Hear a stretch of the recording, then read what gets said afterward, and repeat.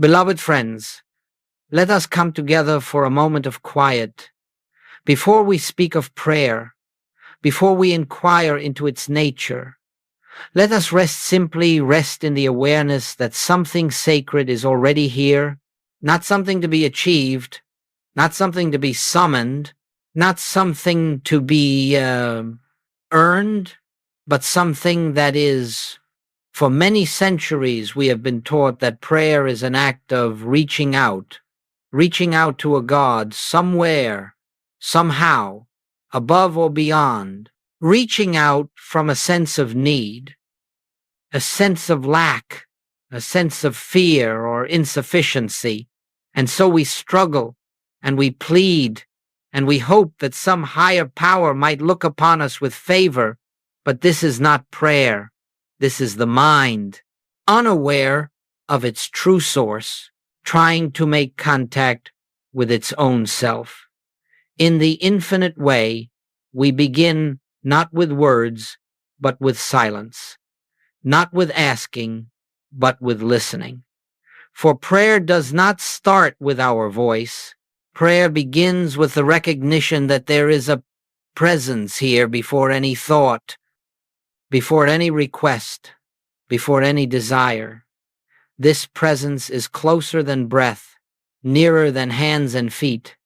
It is not brought into being by our effort, nor is it changed by our petition. It is the living activity of God, being itself. And so as we gather, I would ask you not to prepare your mind to ask for anything. Do not prepare yourself to convince God of your worthiness. Do not seek to catch God's attention, for God has never lost sight of you, and in truth, God has never been apart from you. Let us begin instead with the simple realization that prayer does not go out to a far-off heaven. Prayer is the acknowledgement of the heaven already within you. Prayer is the recognition that all which God is not waiting for our words. God is not waiting for our change of behavior. God is not waiting at all. It is we who wait. We wait for the noise of the mind to subside. We wait for the fear of tomorrow to loosen its grip.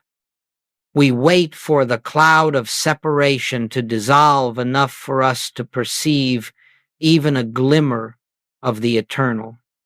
And when that glimmer appears, even faintly, even briefly, something within us knows this is prayer.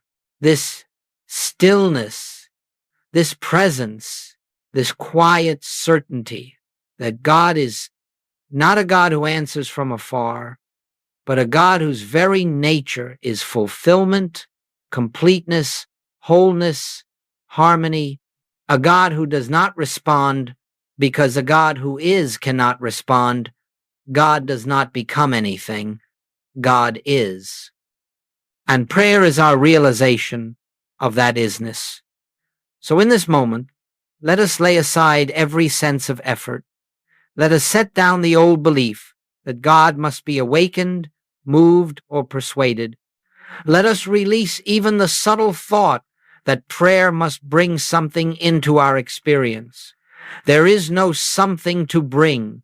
There is only the infinite, present, complete activity of God already functioning as your life, as your being, as your consciousness, if only you will recognize it.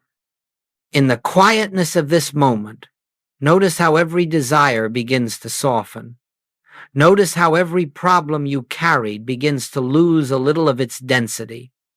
Not because the outer world has changed, but because you have touched something deeper than the world. You have touched the atmosphere of God. And so we begin, not with many words, not with emotional strain, but with the simple, profound knowing that prayer is not the act of calling upon God. Prayer is the awareness that God is already here, already complete, already expressing itself as the life we live. Let us rest in that truth, for in that resting lies the doorway to all real prayer.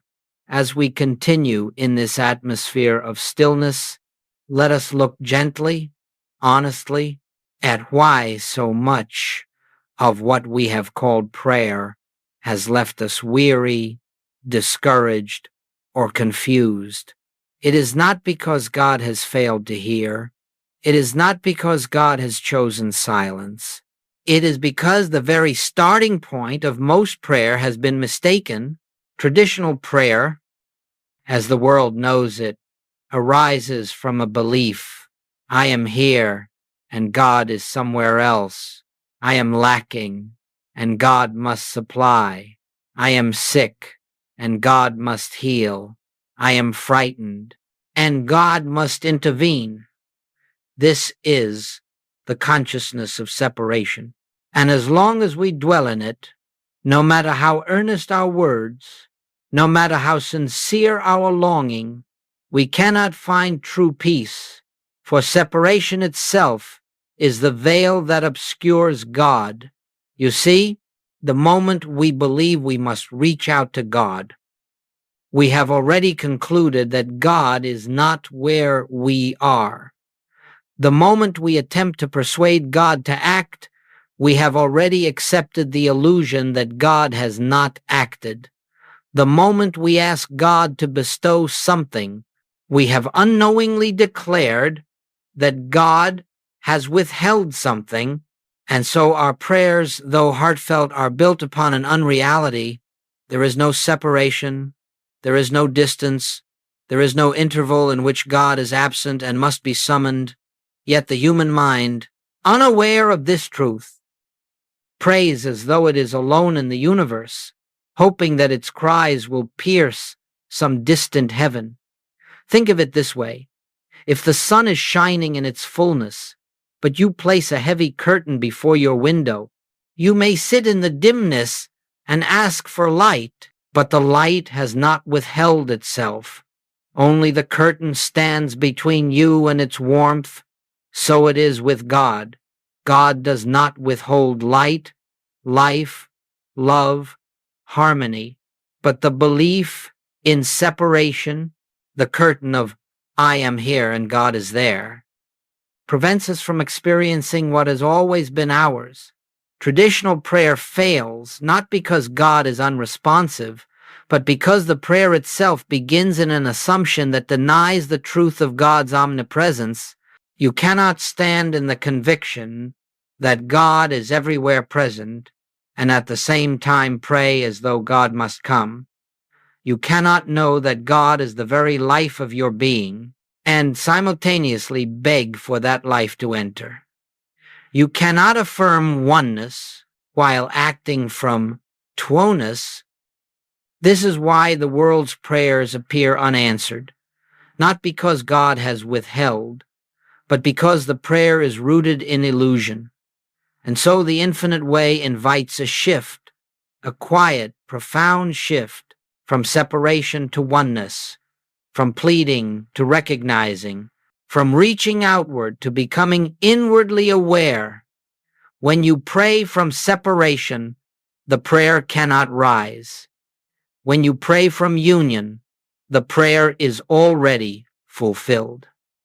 Let us pause for a moment here. Close your eyes if you wish. Notice the subtle habit of reaching outward. Notice how the mind tries to stretch towards something beyond itself. That stretching is the mark of separation. Now gently, without force, without strain, withdraw that reaching. Let it fall away, and instead rest in the simple truth.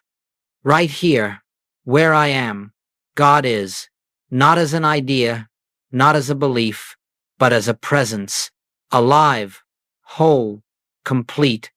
As this realization dawns, even faintly, the heart discovers that it has been looking in the wrong direction. The search beyond dissolves. The attempt to persuade God quiets, and what remains is a stillness that whispers, "You are never separate from me." This is why traditional prayer, built upon the belief of two, a needy human appealing to a distant God, must inevitably fall short. It attempts to solve a worldly problem without first resolving the inner illusion. Only when the illusion of separation is lifted does prayer become prayer. You do not need to cry out. You do not need to convince the infinite. You need only realize the truth that has been true all along. God is the substance of your life, the breath of your being, the light within your consciousness, the presence that never moves because it is already present everywhere. When this truth is felt, even slightly, you will understand why asking fails and why recognition succeeds. Beloved friends, separation is the only barrier, and the moment separation is gone, prayer becomes the effortless activity of awareness itself. Before we can speak of real prayer, before we can understand why prayer in the infinite way bears fruit, we must come into a clear and living awareness of the nature of God. For without this foundation, every step we take will be uncertain. We will pray inconsistently, think inconsistently, and live inconsistently, because our conception of God will be divided, limited, or distorted. The nature of God is not a subject for belief. It is not something we adopt because it sounds holy or comforting. It is something we must learn to experience, to feel, to realize at the center of our being. For God is not known through the mind that reasons. God is known through the heart that recognizes. Let us begin here. God is infinite. This means that God is without boundary, without limit, without division. God does not start in one place and end in another.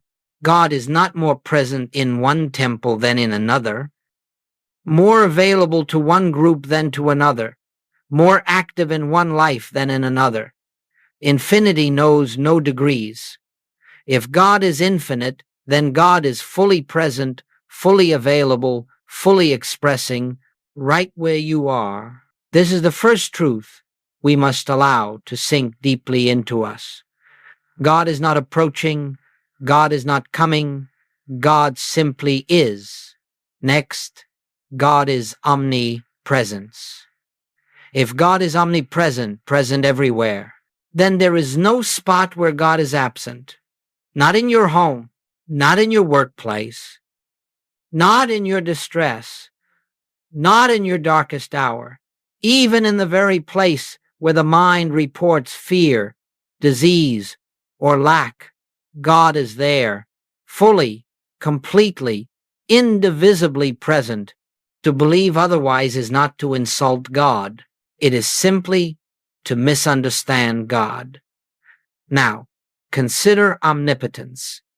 If God is all power, then there is no power apart from God. No power in disease, no power in lack, no power in discord, no power in fear.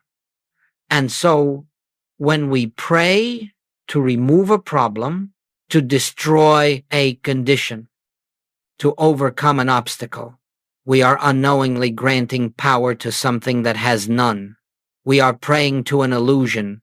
God alone is power, not a power of force, not a power of domination, but the gentle, effortless power of being what God is. Life, love, intelligence, harmony, purity, wholeness. And now we approach the heart of the matter. God is one. This is perhaps the most important truth for spiritual realization. God is not many. God is not one among many powers. God is not one being separate from another being. God is one being, one life, one consciousness, one presence, expressing itself in infinite ways. This oneness is the key to understanding why prayer cannot be a plea if God is one. And if you live and move and have your being in that one, then there is no place to pray to. There is only a presence to become aware of. We do not reach out to God, for God is the very substance of our being. We do not call upon God, for God is the essence of our consciousness. We do not ask God to come, for God is the breath within our breath, the life within our life. A wave does not pray for the ocean to come to it. It simply becomes aware that it is the ocean in expression, and so it is with you. When you understand that God is infinite, omnipresent, omnipotent, and one, you can never again pray as one who is separate, one who must reach out for help, one who must change the mind of deity.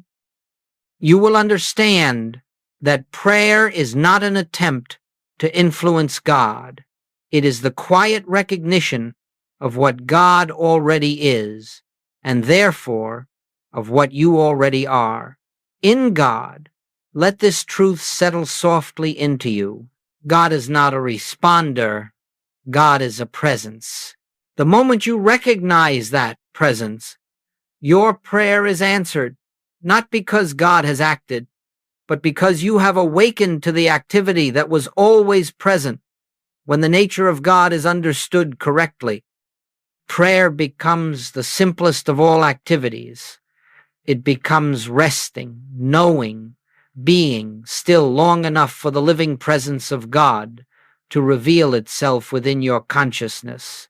In that moment, you will discover that prayer is not something you do. Prayer is what happens when the illusion of separation vanishes and the nature of God stands revealed as the nature of your own being.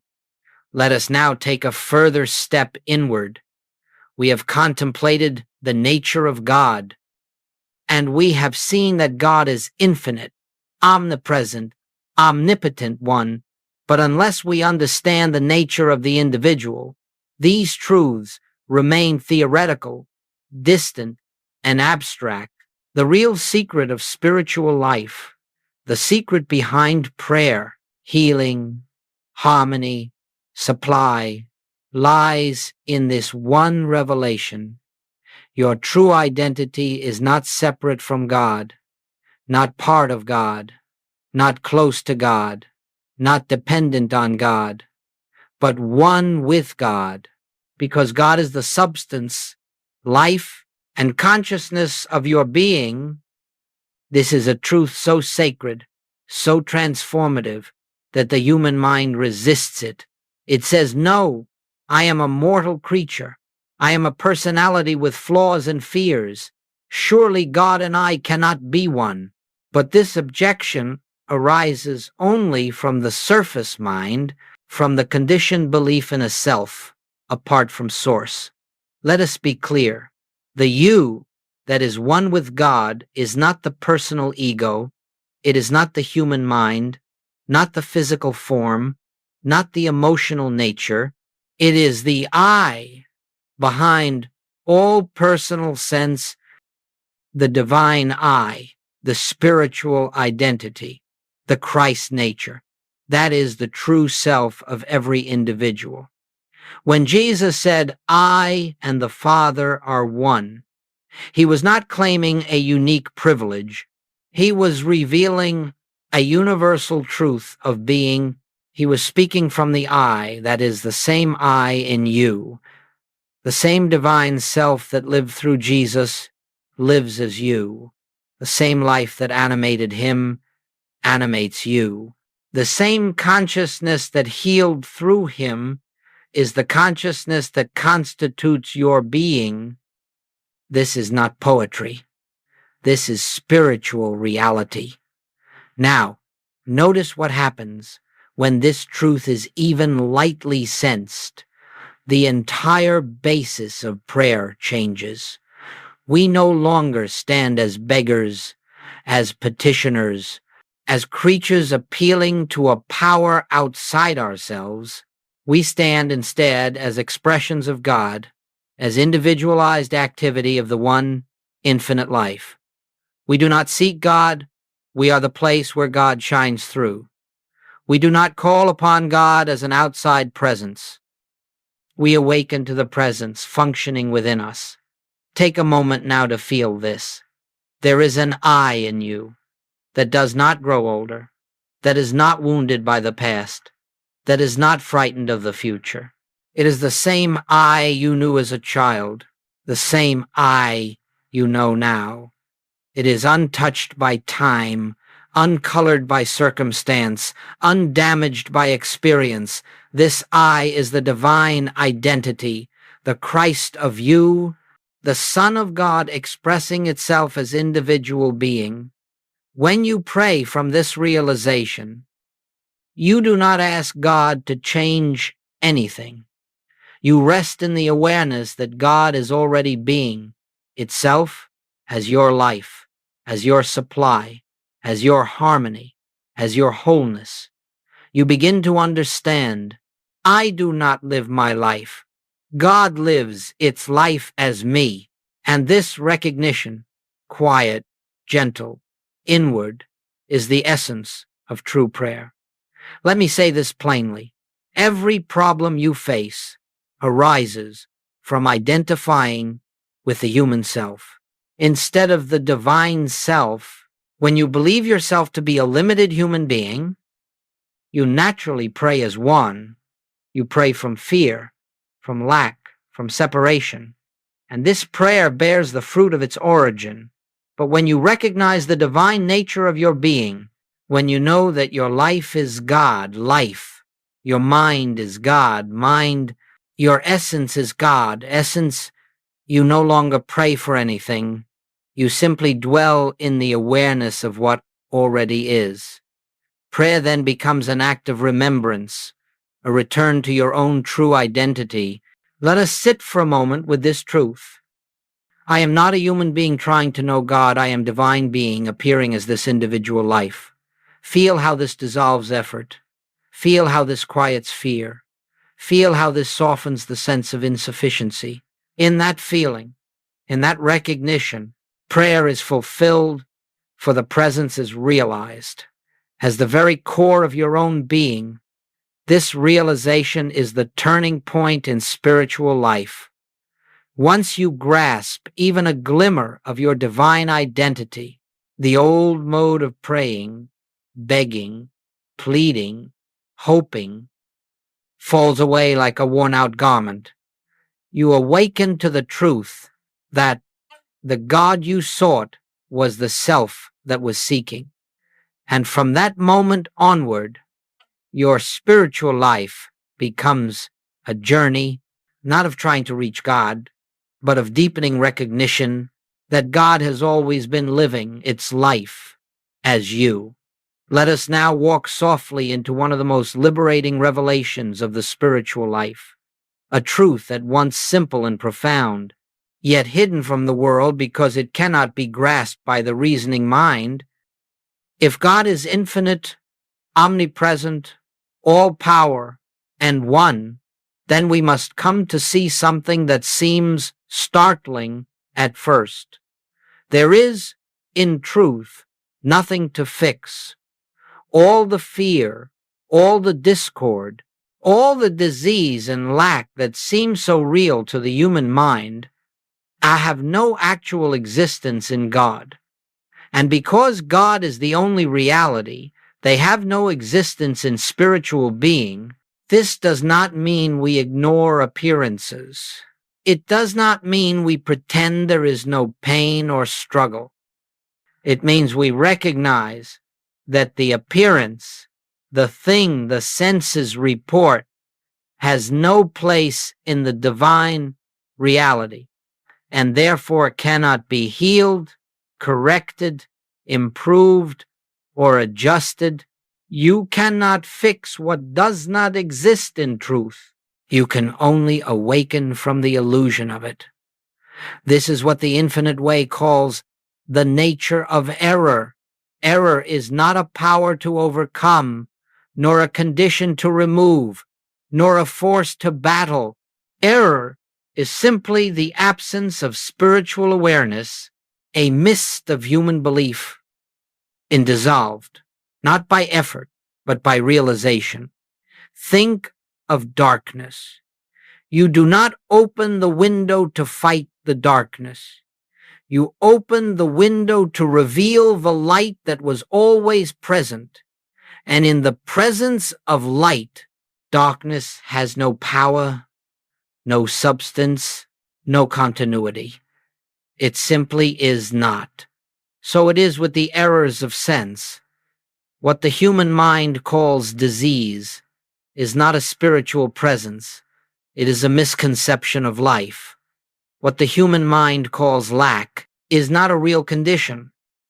It is a misapprehension of the infinite supply that flows from God as your being. What the human mind calls sin, discord, brokenness, injustice, is not a reality in God. It is an appearance in the dream of separation. Let us dwell on this gently. If error had reality, God could not dissolve it. If it had substance, prayer could not remove it. If it had power, God would be challenged. But God is infinite, and infinity leaves no room for a second power. Thus, error is nothing but the shadow cast by the belief in separation, a belief with no spiritual law to sustain it. Now consider what this means for prayer. If you pray to fix a condition, you are declaring that the condition has reality. If you pray to remove an illness, you are granting it substance. If you pray to correct lack, you are acknowledging a power apart from God. And so the prayer cannot rise, for it begins in the assumption that something real must be changed. But when you understand the nature of error, you will no longer pray for God to correct anything. You will pray to realize that nothing in God requires correction. Let us not misunderstand this. We are not dealing in denial. We are dealing in spiritual vision. Denial rejects. Realization reveals. When a discordant appearance arises in the body, in finances, in relationships, in the world, we do not close our eyes to it. We do not pretend it is not there, but neither do we accept it as real. We behold it as a mental concept, an appearance without substance, and we turn inward to the presence. We rest, we listen, we become still, and in that stillness the truth dawns. There is no power apart from God. There is no presence apart from God. There is no reality apart from God. What I see with the senses is not the truth of being. And as this inner recognition becomes established, the appearance begins to dissolve, not because we fought it, but because we saw through it. Do not attempt to fix a dream, awaken from it. Do not attempt to heal unreality. Recognize reality. This is the essence of spiritual healing, not the changing of conditions, but the changing of perception, not the correction of appearances, but the revelation of truth in every moment, every situation, every discord. The infinite way asks us to remember there is nothing to fix in God, and God is the only reality. Let us pause here. Notice the relief that comes when you release the burden of fixing, striving, overcoming. Error is not a stubborn presence that must be conquered. Error is a misunderstanding that vanishes in the light of awareness. As we continue deeper, you will see why this understanding transforms prayer entirely. Prayer becomes not the attempt to change the outer, but the gentle inner recognition that God is the only presence and the only power. And when this is realized, the appearance must change of its own accord, for it never had a foundation except in belief. Now that we have seen the nature of God and the nature of individual being and the nature of error, we come at last to the heart of our journey together, the true nature of prayer.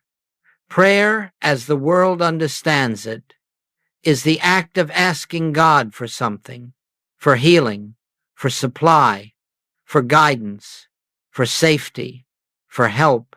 But this kind of prayer, though sincere, rests upon a fundamental misconception: the belief that God has something we do not have, that God withholds until asked, that God reacts to human need, that God responds to our petitions. Yet if God is infinite, omnipresent, and indivisible, what could God possibly withhold? If God is the very life of your being, what could God possibly give you that you do not already possess in essence? Let me state the infinite way teaching as simply as possible. Prayer is not petition. Prayer is recognition.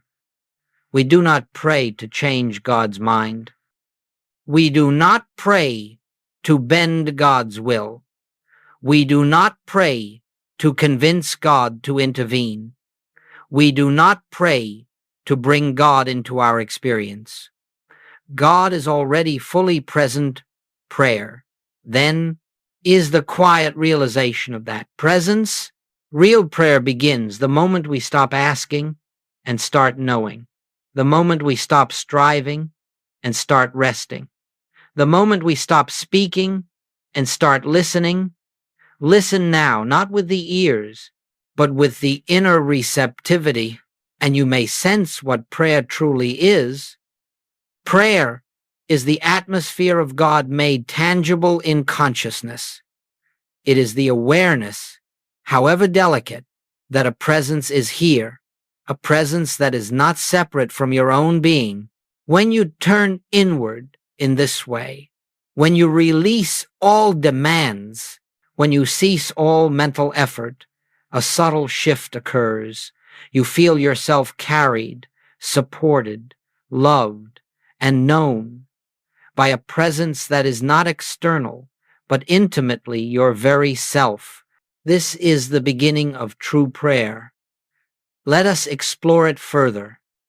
When you pray for supply, you reinforce the belief in lack. But when you recognize God as infinite substance, not substance to acquire, but substance already expressing itself, you discover supply flowing effortlessly into your experience. When you pray for health, you strengthen the belief that disease is real. But when you recognize the life of God as the life of your being, you behold the body responding to that realization. When you pray for peace, you declare your separation from peace. But when you recognize peace as an attribute of the presence within, you find your mind becoming still without effort. Prayer does not bring something to you. Prayer reveals what has always been yours. Let us rest in that. Now, how do we pray in this way? What does recognition look like? Real prayer unfolds in 4 simple movements. 1, we enter stillness, we quiet the mind, we withdraw attention from the world of appearances, we step out of the noise of thinking. 2, we release desire. We relinquish the urge to improve, fix, attract, or change. We do not want anything from God. We do not seek anything from God. 3, we become receptive. We open ourselves inwardly, not to a message, not to a voice, not to a sensation, but to the awareness that God is here. 4, we recognize, we let the truth reveal itself. Here where I am, God is. All that God is present. All that God is expressing itself. This recognition is prayer. At times, it may come as a gentle assurance, at times, as a soft inner warmth, at times, as a wordless peace, and at times, as pure stillness without form. But the form does not matter, the presence does, and the presence is always here. Not because you have called it, but because it is your very life. When you live in this atmosphere, even briefly, you will understand why asking fails and why recognition succeeds. You will understand that prayer is not something you perform. Prayer is something you become. It is a state of consciousness, a resting in God awareness, a quiet certainty that no matter what the senses report, God alone is the reality of your being. And the moment that certainty dawns, healing takes place not as a miracle, not as a reward, but as the natural outpouring of realized truth. This, beloved friends, is the nature of prayer, not words, but awareness, not asking, but knowing, not reaching, but recognizing. When this becomes clear, prayer becomes the most effortless of all activities, for it is simply the recognition of what God already is and always has been within you up to this point. We have spoken of prayer as recognition, the recognition of God's presence, of the divine nature of your being, and of the unreality of error. But now we come to something deeper, more intimate, more transformative, the practice of the presence. The presence is always here. You cannot bring it. You cannot summon it. You cannot call it forth. You can only become aware of it. This becoming aware, this living, breathing recognition is what we call practicing the presence. Practicing the presence is not an activity of the mind. It is not a mantra, not an affirmation, not a repetition of holy words. It is the quiet realization of a fact. God is here, where I am. God is.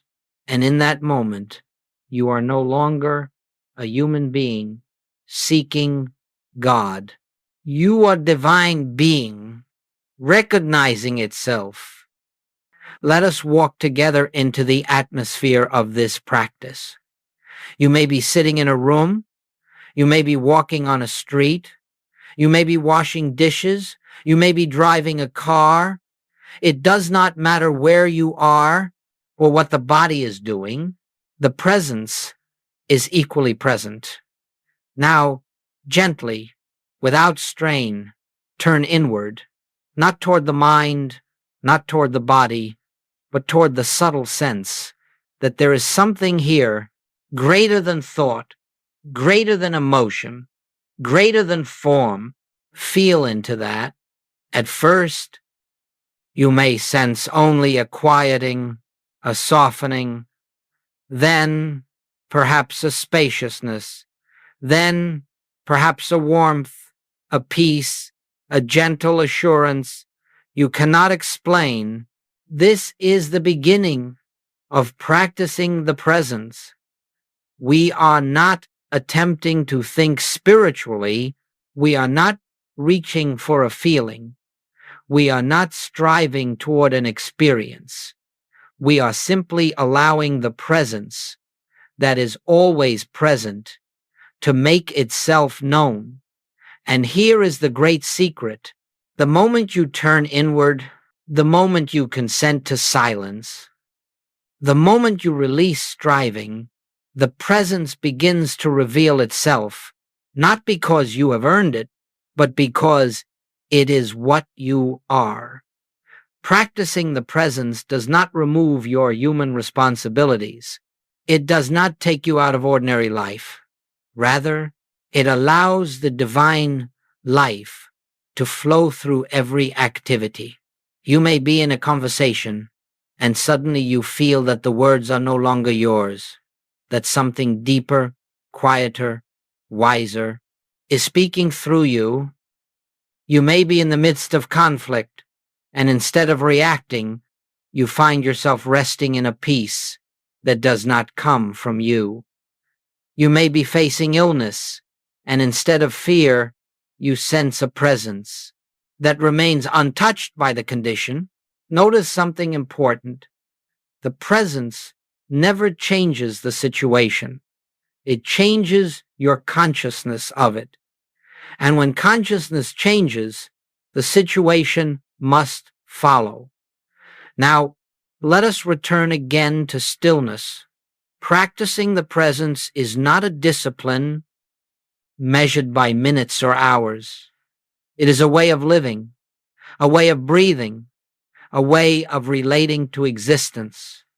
It is the habit of turning inward again and again whenever you become aware that you have drifted into mental activity, not with criticism, not with judgment, simply with the gentle recognition, I forgot, let me return. And you return to silence, to awareness, to the felt sense that something is here. As you practice this, you will discover that the presence eventually takes over. You do not maintain it, it maintains you.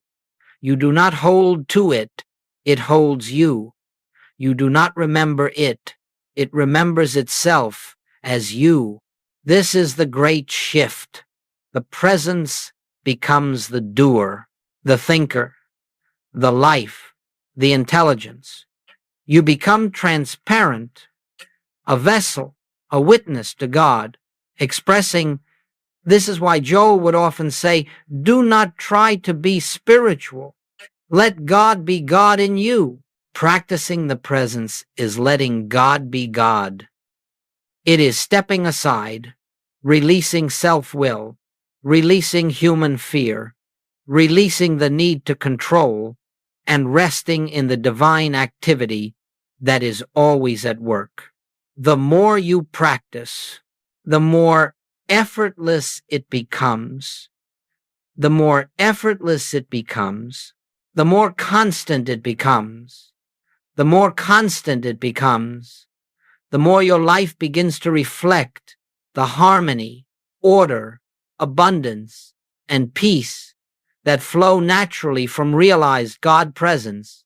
This is the living experience of prayer, not words, not thoughts, not requests, only presence, recognized, welcomed, embraced, and lived. We have come now to a sacred moment in our understanding, the moment where we see how prayer is answered, not through petition, not through desire, not through persuasive words, but through the simple, profound recognition of God's presence. When we speak of the answer, let us be very clear. The answer does not come because God has done something. The answer comes because you have awakened. God does not intervene. God does not change the universe. God does not adjust conditions.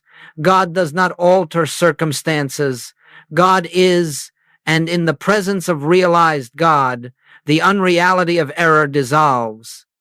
This is the answer. Just as the sun does not fight darkness, but simply shines, dispelling shadow by being what it is. So the realized presence dissolves the appearance of discord. The answer, then, is not an act. The answer is a revelation. Listen quietly now, and you will feel this truth. What I sought was never absent. What I prayed for was already here. The answer was present long before the question arose. This is the humility of spiritual living, that God is forever finished, forever complete. forever whole, and we are simply learning to behold that completeness. Now let us examine how the answer appears. 1. The answer appears as inner peace before outer change, before any condition shifts, before any circumstance moves, before anything visible happens. There is always a moment of deep inner peace. It may be only a second, only a breath, only a whisper of stillness, but it is unmistakable. It is the click, the inward settling, the holy assurance that all is well, not all will be well. All is well. This peace is the answer. The outer change is merely its echo. 2. The answer appears as a dissolving of fear. You may look at the world and find the same conditions still present, but suddenly you are no longer afraid. Suddenly the weight lifts. Suddenly the urgency drops away. And in that moment, healing has already begun. Fear is the only barrier to realization. When fear dissolves, the presence stands revealed, and the appearance must follow. The absence of fear is the presence of the answer. 3. The answer appears as clarity. Without effort, without planning, without mental strain, you simply know what to do, or you realize there is nothing to do. Sometimes you are guided to new activity. Sometimes you are guided to rest. Sometimes you are guided to speak. Sometimes you are guided to remain silent. But always the guidance arises effortlessly. God does not think, God knows, and when the mind becomes still, that knowing flows through you like light through a clear window. Clarity is the answer. 4. The answer appears as outer harmony, but outer harmony is not the answer. Conditions may change, the body may heal, supply may appear, relationships may soften, but these changes are not the answer. They are the shadow of the answer. The answer itself is the lifting of consciousness from the belief in two powers to the realization of one. Once you know that God is the only power, the outer harmony is inevitable. The answer is consciousness. The manifestation is its natural unfoldment. 5. The answer appears without striving, without effort, without doing. This is the hallmark of spiritual demonstration. It comes without human effort. You cannot will it, you cannot force it, you cannot hasten it, you cannot delay it. All you can do is rest in the realization that the presence is functioning, the presence is living, the presence is unfolding its own perfection. And in that rest, the answer reveals itself. This is why Joel Goldsmith always taught, stand still, do not outline, do not attempt to make anything happen. Stand still, and the answer emerges. 6. The answer is always present before you pray. This is perhaps the greatest mystery of spiritual life. God answers before you call. Not yesterday, not tomorrow, eternally. Whatever appears as healing is simply the removal of a false sense.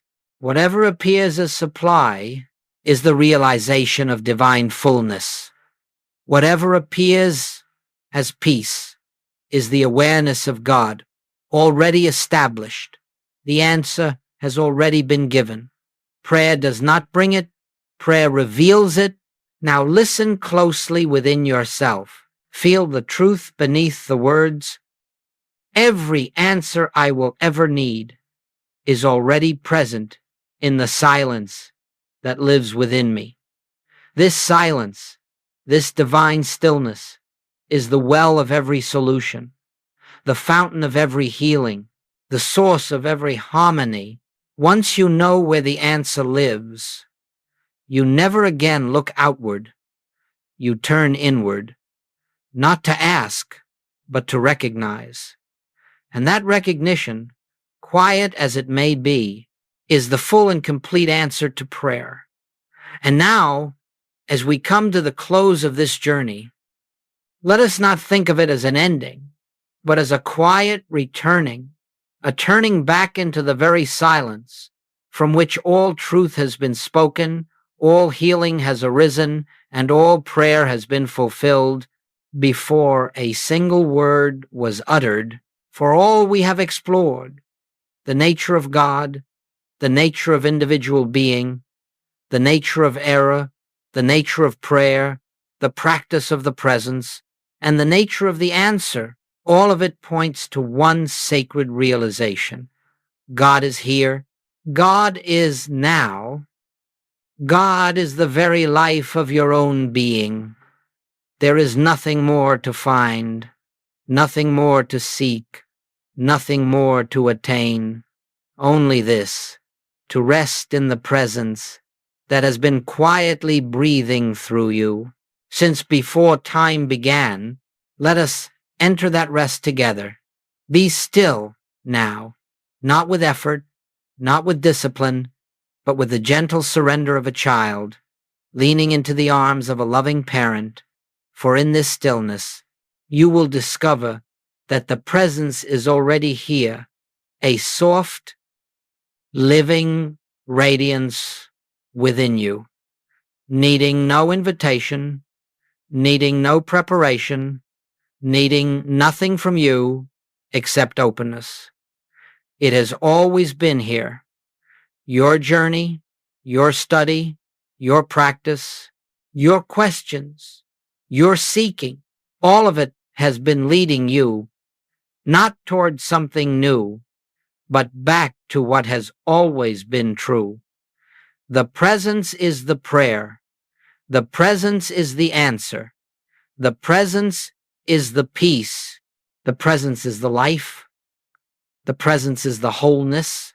The presence is the abundance. The presence is the love. And you, your true self, are that presence. In individualized expression, as we rest now, allow the sense of separation to fall away. Allow the effort to dissolve. Allow the mind to soften. Allow the heart to open and listen, not for words, not for messages, not for signs, but for the silence itself. For the silence is God, and in that silence, every prayer you will ever pray is already fulfilled. Every need is already met. Every question is already answered. Every healing is already complete. Every longing is already satisfied. Every fear is already dissolved. There is nothing more to add, nothing more to seek, nothing more to say. Only this: Father, thou art ever with me, and all that thou art is embodied in my very being. Let this truth accompany you into every moment that follows, not as a thought, not as a belief, but as a living presence within you, guiding you, upholding you, unfolding through you. And as you go forth, remember, prayer does not begin with words. It begins with silence. Prayer does not end with results. It ends with realization. And the greatest realization of all is this: God is the only life you have, the only mind you have, the only being you are. Rest in that, live in that, walk in that, and let the presence shine through you as blessing, as peace, as light, wherever you go. This is the fulfillment of prayer. This is the infinite way.